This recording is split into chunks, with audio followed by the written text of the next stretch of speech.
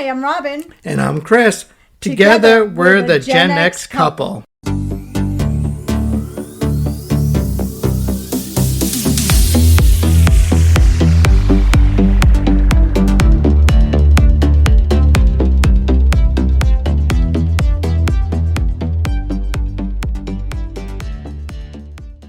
Hey guys. Take one. Hello, everyone. Today we are diving deep, literally, into the world of legendary sea monsters, eerie ocean mysteries, and unexplained sightings that have baffled sailors, scientists, and conspiracy theorists for centuries. Chris wasn't ready, so he's like shaking his head at me. So, the ocean... Okay, I'm glad you got yourself together. Thank you. Thanks. So, the ocean covers more than 70% of our planet, and yet we've only explored about 5% of that. That means there's a whole lot of uncharted territory where anything, and I mean anything, could be lurking. So grab your life vests and your harpoons, or let's be real, maybe just a cup of coffee, and let's set sail on an adventure filled with terrifying tentacles, ancient legends, and creatures that might just be more real than we think. Before we get into the wildest sea monster sightings, let's talk about why we love these stories so much. Since the beginning of time, the ocean has been a place of mystery, danger, and adventure. Ancient sailors feared what might lurk beneath their ships because, let's be honest, when you're in the middle of the ocean and something bumps the boat, your mind doesn't just go, oh, it's a school of fish. Nope. It's definitely a tentacle beast from the depths. It definitely is. And even today, with all our technology, we're still discovering new species in the deep sea. So who's to say some of these old legends aren't based on real encounters? All right, with that in mind, let's talk about some of the most famous sea monsters in history. Yeah, let's start with the most famous sea monster of all time, the Kraken. I say release the Kraken sometimes. What was that movie? It was from some movie, Clash of the Titans. Oh, yes. Yeah. It was, yeah. Yeah, and you know how like that guy, I don't even know, was it Poseidon? I don't even know. Yeah. It goes, Did they release the Kraken! Did they ever say it in Pirates of the Caribbean? I don't think so. don't think so. No. But they should. Did they should talk have. about the Kraken? I don't remember those movies as well as I should have. I wasn't as interested as I should have been in those movies. Anyway, release the Kraken. So, the Kraken was first mentioned in Scandinavian folklore. The Kraken was said to be a massive squid-like creature that could wrap its tentacles around entire ships and drag them into the abyss. 18th century sailors wrote about seeing giant tentacles rise from the water. Did you say technicals? Yes, isn't how you say it? Tentacles? Tentacles rising from the water, leading to stories of sea serpents and unmanageable horrors. The crazy part? That giant squids are very real, you guys. The largest recorded giant squid was almost 43 feet long. That's insane. But some scientists believe that they could grow even bigger than that. Could ancient sailors have really seen a squid so enormous that it looked like a sea monster? It's definitely possible. Next, let's talk about probably the most famous sea monster of all time, Nessie. The Loch Ness Monster. Didn't I just say that about the Kraken? Because that's the most... Well, I think Nessie's more famous. Nessie's famous, but he's in a lake or a Right. loch. And I think it's a she. I don't think it's a he. Anyway, carry on. So I know you just said he's on an ocean. It's in a lake. But this one's too legendary to leave out.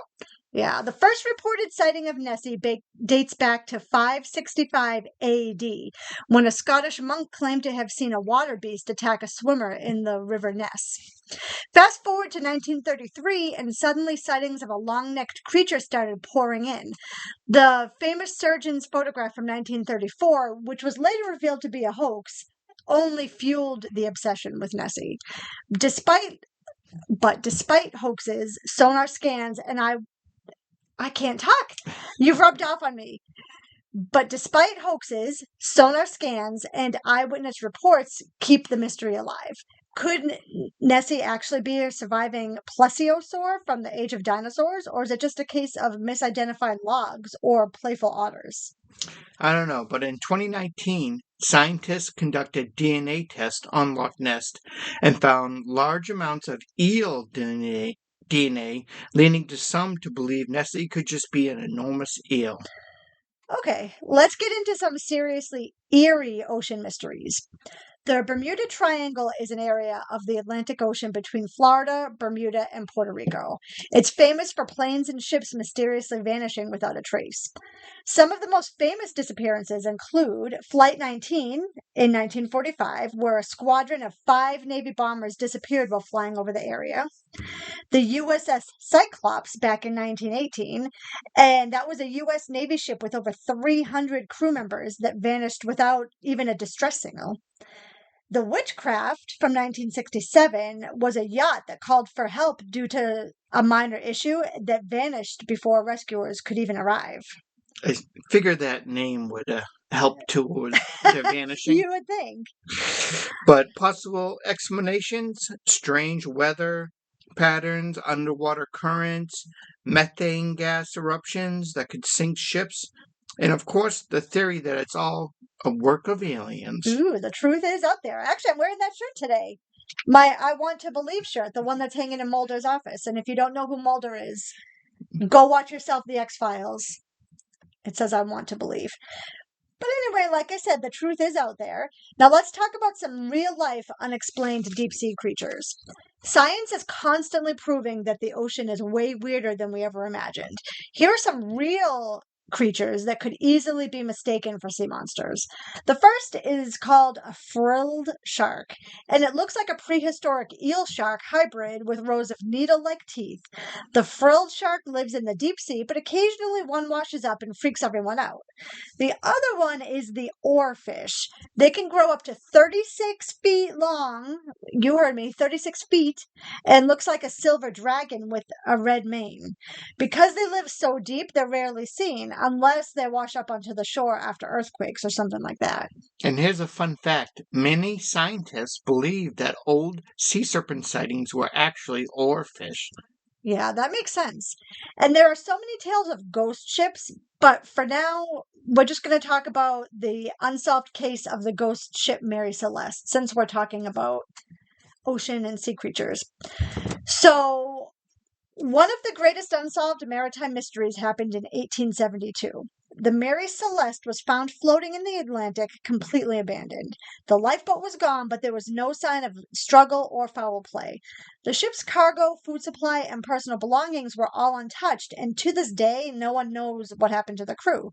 Some possible theories: pirates, which is unlikely because nothing was stolen. A giant sea monster attack? Okay, maybe not, but it is kind of fun to imagine. Something supernatural? Who knows? We are coming up on spooky season, so we may do an entire episode about ghost ships, so stay tuned. You forgot to mention maybe aliens. It could be. We never know. I actually didn't even look where this ship was found abandoned, and I should have. My bad. But I wonder if it was near the Bermuda Triangle. Ooh, maybe. It's weird. You never really hear about stuff going wrong in the Yeah. Bermuda Triangle anymore. It just kind of stopped. Well, folks, that's it for today's episode. We've covered some of the creepiest sea monsters, real-life deep-sea oddities, and some unsolved mysteries of the ocean. What do you think? Do you believe in the Kraken? Have you had any weird ocean experience? Let us know.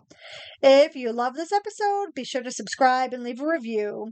Oh, and make sure to tell all your friends about us. And if you have any stories to share, email me. You know where to find me. And until next time, keep your eyes on the water because you never know what may be lurking just below the surface. And see you later, alligator. In a while, crocodile. And seriously, I'm terrified of the ocean. The end.